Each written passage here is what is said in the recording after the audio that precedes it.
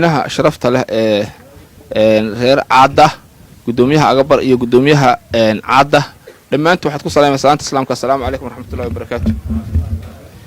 ilaahay baa mahad leh horta halkan isugu keenay runtii safarkan sidaa kale laga dhawaajiyay muhiimadiisu waxay ahayd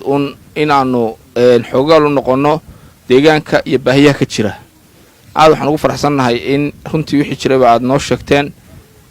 annaguna aanu weelayno insha Allah kulliba Soomaalidu waxay tiraahdaa dabki baxaya dab lagu qabsadaayo mar haddaad idinku wax la timaadeen oo wax qabsateen dawladdu sida cali sheegaba waxay ku khasban tahay in baahiyihiin oo dhan wixii ka dhiman ay asturto insha Allah oo dhameystirto runtii aadna waxaan idinka mahad celinaynaa soo dhaweyntiina qiimaha leh iyo sharafta aad nagu qaabisheen annaguna waxaan u soconay waa mas'uuliyadda waajibka inaan gudano oo baahidiina aan ogaano runtii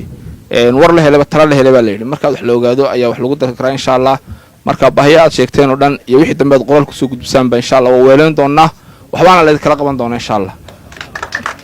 marka dhamaanteen